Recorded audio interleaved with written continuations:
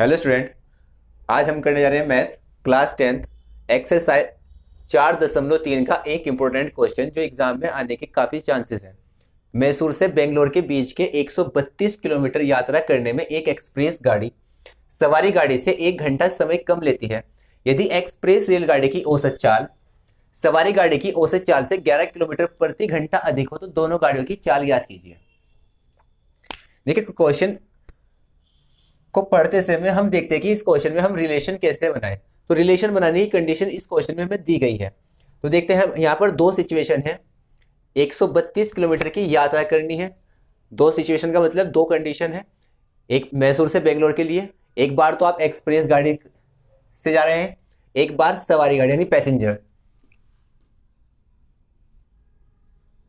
देखिए, तो थोड़ा सा हम इसे फील करने की कोशिश करते हैं। जब तक हम क्वेश्चन को समझ ना लें क्वेश्चन में चल क्या रहा है, तब तक हम सॉल्यूशन नहीं निकाल सकते। तो पहले हम समझिए कि क्वेश्चन में लिखा हुआ क्या है। उसे फील करने के लिए हम लिखते हैं 132 किलोमीटर।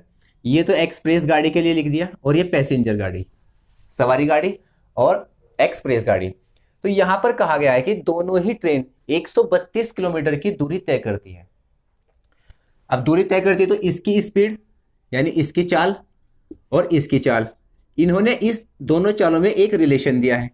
क्या रिलेशन है वो भी ध्यान से समझें। यदि एक्सप्रेस रेलगाड़ी की औसत चाल सवारी गाड़ी की औसत चाल से 11 किलोमीटर प्रति घंटा अधिक है, तो उन्होंने कहा कि जो भी इसकी चाल होगी सवारी गाड़ी की, इसकी चाल 11 किलोमीटर प्रति घंटा अधिक होगी। तो थोड़ा सा इसे फील करने के लिए हम ये एज्यूम करता हूं मैं कि जो सवारी गाड़ी है उसकी चाल 10 किलोमीटर प्रति घंटा है, तो एक्सप्रेस गाड़ी की चाल कितनी होगी, इससे 11 ज्यादा, 11 किलोमीटर प्रति घंटा अधिक होगी। तो इससे 11 ज्यादा कितना। तो स्टूडेंट आपको 21 यानी 21 नहीं बताना, आपको बताना है 11 ज्यादा का मतलब होता है जो भी हमें दी गई है उसमें केवल हम 11 या 11 प्लस करते हैं। अगर इसकी चाल सपोज करो 15 किलोमीटर प्रति घंटा है, तब इसकी चाल क्या होगी, 15 प्लस 11। और अगर इसकी चाल आप x किलोमीटर प्रति घंटा मानते हैं, तब इसकी चाल क्या होगी, x प्लस 11 किलोमीटर प्रति घंटा। तो ये तो हमने यहां से इस रिलेशन को फॉलो करते हुए चाल तो एज्यूम कर ली। अब एक और रिलेशन इसमें लिखा हुआ है जो हमारे क्वेश्चन को सोल्व करने में हमारी मदद करेगा। लिखा हुआ है कि इस यात्रा के दौरान एक्सप्रेस गाड़ी सवारी गाड़ी से 1 घंटा समय कम लेती है। तो इस रिलेशन को भी देख रहे हैं हम कैसे बना सकते हैं इस वन के अकॉर्डिंग। देखिए, आप एज्यूम कीजिए कि यहां से यहां तक जाने में जो पैसेंजर गाड़ी है उसे 10 घंटे लगते हैं। कितने घंटे लगते हैं, 10। तो क्वेश्चन में साफ लिखा हुआ है कि जो एक्सप्रेस गाड़ी है वो इससे 1 घंटा कम लेगी, यानी कितने लेगी वो, 9 घंटे। अगर इसे 12 घंटे लगते हैं तो इसे 11 घंटे लगेंगे। अगर इसे 5 घंटे लगते हैं तो इसे 4 घंटे लगेंगे। अब इस कंडीशन को थोड़ा सा समझने की कोशिश करें कि इसके अकॉर्डिंग हमारा रिलेशन बन गया है कि वो रिलेशन क्या है। अगर आप इसमें से इसे माइनस करते हैं, 5 माइनस 4 1, 10 माइनस 9 1, 12 माइनस 11 1। यानी अगर हम इसका टाइम निकाल लें पैसेंजर गाड़ी का और एक्सप्रेस गाड़ी का टाइम निकाल लें, उन दोनों टाइम को अगर हम माइनस करते हैं तब किसके इक्वल लिख सकते हैं, वो 1 के। तो हम यहां पर निकालेंगे इसके लिए टाइम और इसके लिए टाइम, और दोनों टाइम को क्या करेंगे, माइनस, और किसके इक्वल लिख सकते हैं हम, 1 के। तो इसी रिलेशन को हम यहां पर फॉलो करेंगे। तो थोड़ा सा इसके बारे में लिख दीजिए। माना पैसेंजर गाड़ी, माना सवारी गाड़ी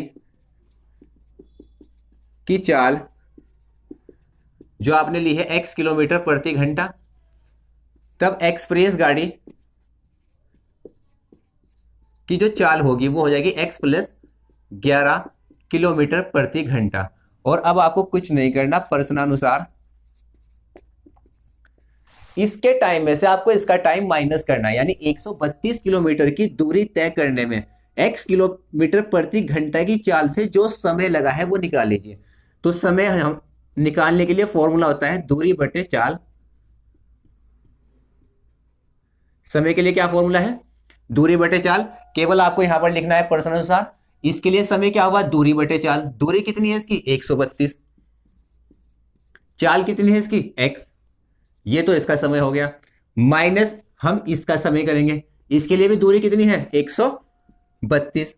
चाल कितनी है इसकी, x प्लस 11, और ये आपको पता है इसके समय में से अगर ये वाला समय यानी इस वाले समय से अगर आप ये वाला समय माइनस कर रहे हैं तो किसके इक्वल लिख सकते हैं? 1 के। तो आप यहां पर लिख सकते हैं 1। इस इक्वेशन को अब आपको सोल्व करना है। सोल्व करने का तरीका क्या है कि यहां पर भी एक भिन्न मिली और यहां पर भी एक भिन्न मिली। भिन्न को सोल्व करने का तरीका, सबसे पहले हम हरों का एलसीएम लेंगे, लेकिन उससे पहले हम इसकी कैलकुलेशन आसान बना सकते हैं। आसान कैसे बनाएंगे? अगर आप इसमें से 132 यानी 132 कॉमन ले लें तो थोड़ी सी कैलकुलेशन आसान हो जाएगी। आपने 132 कॉमन लिया तो यहां पर मिला आपको 1/x माइनस, आप ऐसे ही लगाए 132 आपने कॉमन लिया तो यहां पर मिला 1/x प्लस 11 बराबर 1।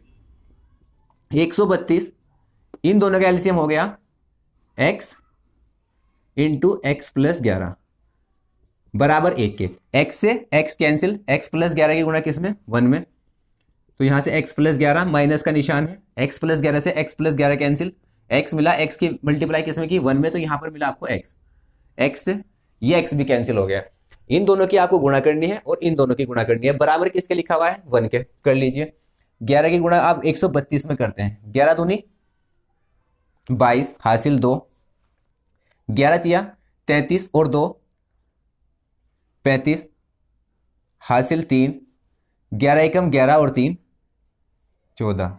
तो ये तो आ गया 1452। बटे में कितना है? x की x में गुणा करेंगे तो x स्क्वायर और x की 11 में गुणा करी तो 11x बराबर 1 के। इसके बाद आप ये वाली वैल्यू उधर लेकर जाएंगे तो ये आ जाएगा 1452 बराबर 1 के साथ गुणा करके x स्क्वायर प्लस 11x।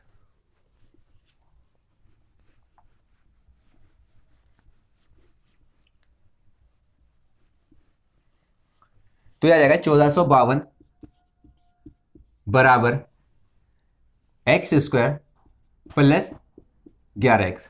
अब स्टूडेंट यहां के बाद हमने देखा कि हमें x की वैल्यू निकालनी है और x में द्विघात इक्वेशन हमारी बन गई। अगर हमारी द्विघात इक्वेशन बन जाती है तो सबसे पहला काम हम एक तरफ जीरो बनाएंगे। तो 1452 को आप उधर लेकर जाए, इधर जीरो बना ले, क्योंकि इधर एक्स स्क्वायर का निशान में प्लस है, वो हमें चाहिए भी कैलकुलेशन आसान करने के लिए। माइनस में आ गया 1452। जैसे ही हमारी द्विघात समीकरण बन जाती है उसके बाद हम गुणनखंड विधि से इसे हल करते हैं। लेकिन जैसे आप इसमें गुणनखंड विधि लगाने की कोशिश करते हैं, माइनस प्लस माइनस 1452 की गुणा 1 में करेंगे तो माइनस 1452 ही आ जाएगा। यहां पर लिखा हुआ है 11। 2 नंबर इस तरीके से आपको ज्ञात करने हैं कि जिन्हें घटाने पर आपको 11 मिले और गुणा करने पर 1452।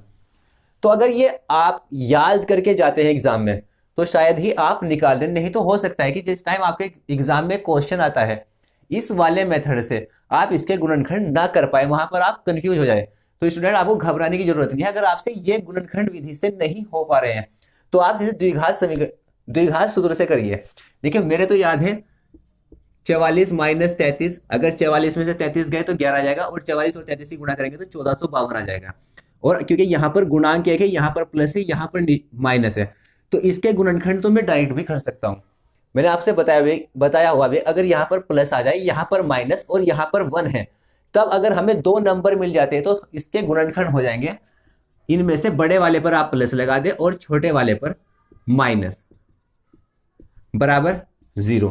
ये डायरेक्ट गुणनखंड आप कर सकते हैं। एक बार आप इसे 0 के इक्वल लिखेंगे, इसे 0 के इक्वल लिखेंगे तो x की वैल्यू आएगी -44।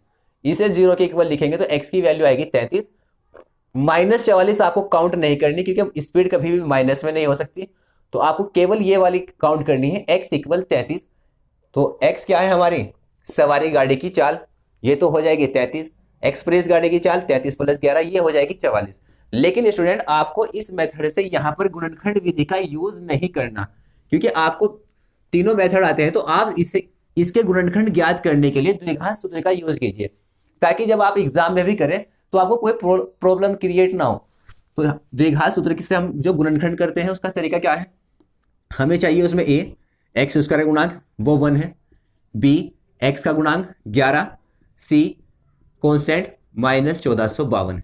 यहां पर हम x बराबर लिखते हैं formula -b plus -√b² -4ac upon 2a। ठीक है, यहां के बाद हम लिखते हैं b की वैल्यू -@z, b की वैल्यू है 11 प्लस माइनस का निशान वर्गमूल b² b कितना है 11, तो 11 का वर्ग यानी 121 माइनस 4 ए की वैल्यू है 1 गुना सी, और सी की वैल्यू है माइनस 1452, और इसके अपॉन में 2a की वैल्यू है 1।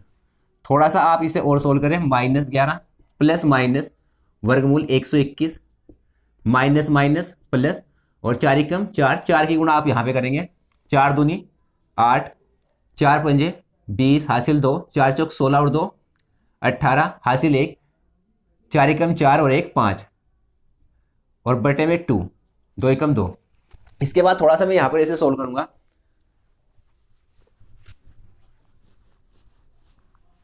देखिए x बराबर -11 प्लस माइनस, इन्हें आप प्लस करें, 8 और 1 9, 2 और 0 2 ही रहा, 1 और 8 9, और 5 ऐसे ही, बटे में कितना 2। अब इसका वर्गमूल आप अलग से निकाल लें। देखिए वर्गमूल निकालना, अगर आप 10th क्लास में पढ़ रहे हैं तो अगर आपसे वर्गमूल नहीं निकालना आता तो सबसे पहले आप यही करें कि आप वर्गमूल निकालना सीखें, और अगर वर्गमूल निकालना आता है तो फिर तो इसमें कोई प्रॉब्लम ही नहीं है। वर्गमूल निकालने के लिए हम यूज करेंगे भाग विधि का। भाग विधि क्या है कि इधर से आप जोड़े बनाते हैं, पहले जोड़े पर आप वर्ग का पढ़ना पढ़ते हैं, 1 एकम 1, 2 दूनी 4, 3 तिया 9, 4 चौक 16, 5 पंजे 25, 6 छंग 36, 7 सती 49 और 8 अठी 64। 64 इससे ज्यादा हो जाएगा तो हम पढ़ेंगे केवल 7 का पढ़ा, 7 सती 49, 9 में से 9 गई 0, 5 में से 4 गया 1। उसके बाद हम यहाँ पे ये नेक्स्ट जो जोड़ा होता है, नेक्स्ट पेयर होता है, वो लिखते हैं पूरा का पूरा 29। यहाँ पर लिखते हैं हम इसका डबल, 7 का डबल हो जाएगा 14। 14 का पार्ट हम 102 पर पढ़ के देखेंगे कितनी बार पढ़ जाएगा, 14 7 98, लगभग 7 बार। तो हम 7 यहाँ पर लिखते हैं, 7 यहाँ और 7 से ही गुणा करते हैं। 7 सती 49 हासिल 4, 7 चौक 28 और 4 32 हासिल 3, 7 एकम 7 और 3 10। ये पूरा का पूरा कैंसिल आ गया, तो इसका वर्गमूल आया है 77 यानी 77। वो आप यहाँ पर लिख दें, x बराबर -11 प्लस माइनस 77 बटे 2। यहां से इसके हमें 2 आंसर मिले द्विघात समीकरण के, x बराबर -11 माइनस 77 बटे 2, x बराबर -11 प्लस 77 बटे 2। तो हम इसका माइनस वाला आंसर नहीं लेंगे, क्योंकि अगर हम आंसर माइनस वाला लेंगे तो x की वैल्यू हमें माइनस में मिलेगी, और माइनस x हमारा क्या है 4 है, जो कि माइनस में पॉसिबल नहीं है। तो केवल हम यहां से एक ही साइन अपने आंसर के लिए लेंगे, वो क्या लेंगे प्लस। तो आप यहां पर लिखेंगे नीचे प्लस लेने पर, पॉजिटिव लेने पर, तो x की वैल्यू हो जाएगी -11 प्लस 77 बटे में 2। x बराबर -11 प्लस 77 यानी 66 बटे 2, और 2 से आप काट देंगे, x बराबर 33। ये आपका आंसर आ गया। 33 क्या है, सवारी गाड़ी की चाल।